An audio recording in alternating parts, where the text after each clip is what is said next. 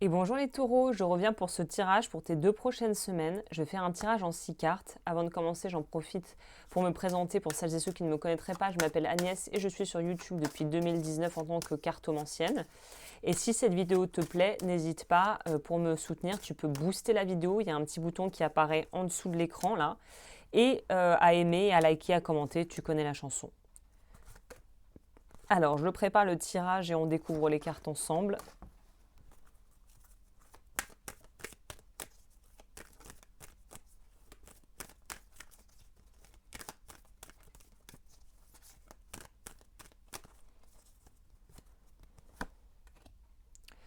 Alors, pour les taureaux, qu'est-ce qu'on a comme énergie?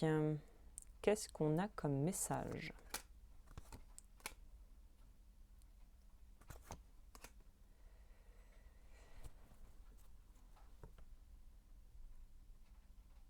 Alors, je sens, j'essaie aussi de me fier à mes ressentis corporels. Il y a un truc par rapport à une forme d'indulgence. Vous vous laissez un peu porter par la vague. Alors, en soi, c'est pas forcément une mauvaise chose de se laisser porter par le courant, mais vous reposez trop, je pense, sur quelque chose ou quelqu'un. Où vous êtes peut-être un peu dépendant, vous avez peut-être besoin d'une espèce de petite béquille émotionnelle. Je sais pas, ça peut être la nourriture, faire beaucoup de sport parce qu'en fait on n'arrive plus à gérer, mais ça pourrait être aussi par rapport à un partenaire ou à un collègue de travail. Vous vous reposez trop sur quelqu'un. L'énergie générale, c'est quoi pour vous? C'est passer à autre chose, dame d'épée. Donc reine d'épée, passer à autre chose. Vous, il y a un truc, qui s'est pas passé comme prévu. Ça pourrait nous parler de rupture. Ça pourrait nous parler aussi de désaccord ou de rupture ou de mise à distance professionnelle, hein, dans certains cas. Donc là, il y a un truc. Je vais quand même prendre une deuxième carte. Dame de coupe, reine d'épée qui se regardent. Donc là, il y a deux énergies qui s'affrontent. C'est l'intellect et le cœur. Alors ça pourrait nous parler de deux personnes, hein, dans une relation, une qui est très cérébrale, l'autre qui est très dans le ressenti et très dans l'émotionnel. Et il y a un désaccord ici. Ça peut aussi peut-être nous parler symboliquement de facettes de toi-même qui n'arrivent pas à trouver la paix, si on veut, hein.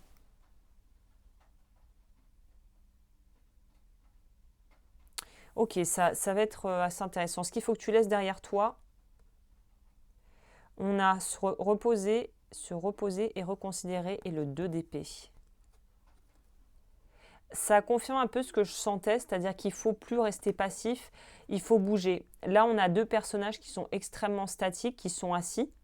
Et là, il faut mettre des choses en mouvement. C'est-à-dire que rester dans un espèce d'état de léthargie ou de peut-être discussions sans fin qui n'ont pas de fin, ou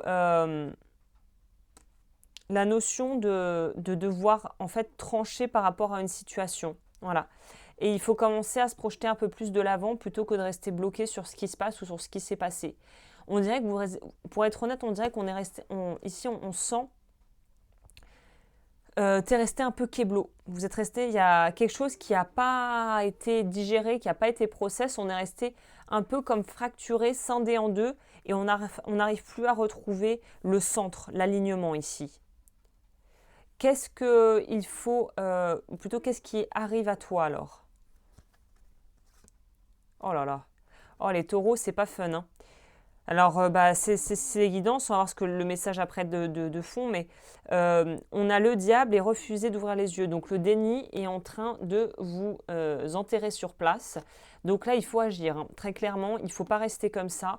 S'il y a une situation qui vous semble toxique, qui vous draine ou vous ne vous sentez pas bien, il faut agir. Il ne faut surtout pas rester passif. Il faut aller de l'avant et arriver à faire du mouvement et d'aller vers l'avant, en fait, hein. Au niveau des relations, on va voir si ça se joue à ce niveau-là, les problématiques. Alors, c'est nuancé ici parce qu'on a perdre ou gagner et le grand prêtre qui est en fait l'équivalent du pape, tout simplement dans le tarot. Donc là, j'en prends une deuxième pour voir avec le pape.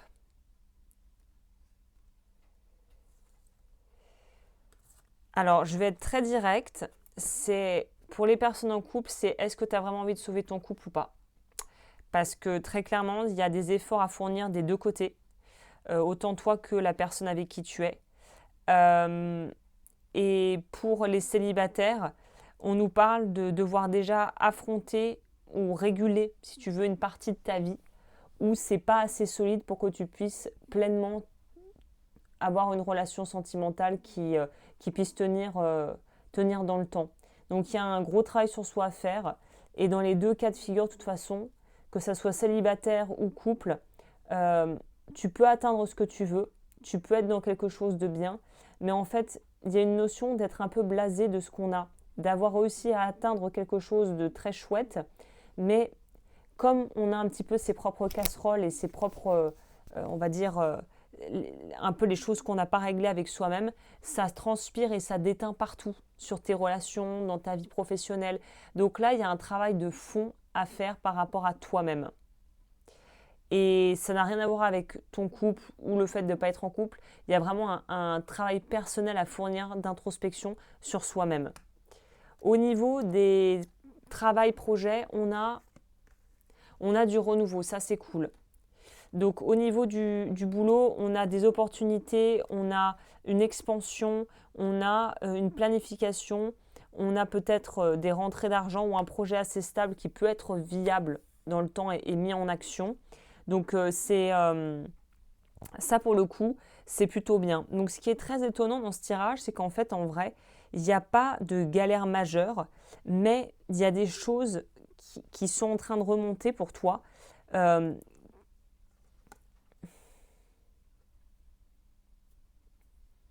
il y a eu un truc qui a retardé une dynamique ou qui t'a peut-être un peu coupé l'herbe sous le pied. Il y a un truc qui t'a un peu euh, tiré vers l'arrière en fait. Le message des guides, c'est quoi? Continue de bosser. Alors là, ça, on ne peut pas faire plus clair. L'effort dévoué avec le 3 de denier. Donc, on a le 8 de denier en réalité dans ce tarot et le 3 de denier. 3 de pentacle, c'est 3 de denier. Donc, continue. T'arrêtes pas. Continue de taffer. Là, c'est un peu ce truc bête et méchant. Te pose pas de questions, continue. Y a pas, il faut juste, en fait, laisser la vague passer et se focaliser sur ce que tu es en train de créer et ne pas essayer de tout intellectualiser, de tout comprendre.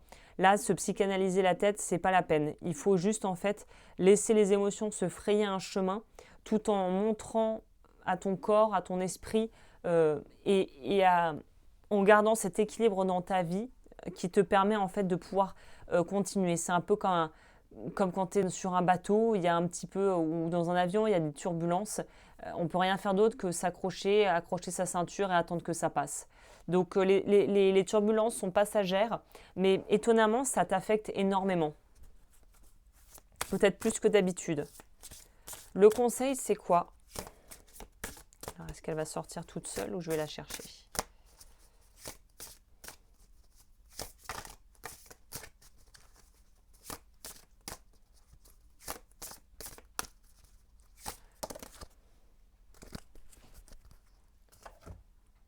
Ah bah il y en a deux, ok. La mort, quelle partie de vous-même ou habitude nécessite un changement? Vous sentez-vous déconnecté de vous-même et des autres? Avez-vous négligé votre santé physique ou émotionnelle? Bon là c'est clair. Et là la deuxième c'est l'eau. Quels éléments vous bouleversent dans votre quotidien? Comment traversez-vous la vie sur le plan émotionnel? Avez-vous des difficultés à atteindre vos objectifs?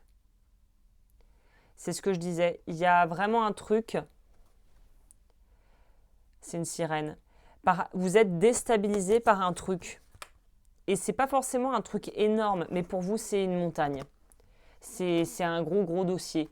Et c'est pour ça qu'il ne faut pas se juger, il ne faut pas comparer avec les autres. C'est peut-être pour ça aussi que c'est difficile parce que vous ne pouvez pas en parler avec les gens autour de vous parce qu'ils ne peuvent pas comprendre la dynamique s'ils ne sont pas passés par là. Donc vous pourriez peut-être vous sentir un peu démuni face à des gens dans l'entourage qui ne comprennent pas en fait, mais parce qu'ils n'ont pas vécu ce que vous vivez. Donc il ne faut pas leur en vouloir, mais il ne faut pas non plus chercher à avoir du soutien de ces personnes si ils ne peuvent pas comprendre en fait. Et quitte peut-être à aller voir un thérapeute ou quelqu'un ou parler avec des gens qui sont passés par ce que vous avez vécu et qui peuvent arriver à vous soutenir. Il y a une déconnexion du fait peut-être d'une incapacité pour l'extérieur de pouvoir valider ce que vous ressentez. Mais le truc, c'est que vous n'avez pas besoin de l'extérieur pour valider ce que vous ressentez. Vous avez juste le besoin de vous valider vous-même. Donc c'est un peu ça peut-être qui permet un peu de shifter au niveau du ressenti. Voilà, bah écoutez les taureaux, j'ai envie de vous dire, vous avez du pain sur la planche parce que il y a quand même pas mal, ça remue pas mal au niveau émotionnel, mais c'est comme tout, ça passe. Et plus on accueille, plus c'est facile. Donc écoutez-vous et puis eh bien n'hésitez pas à aimer la vidéo si elle a pu vous apporter un éclaircissement, à la booster, vous abonner et je vous retrouve très vite pour de nouvelles aventures.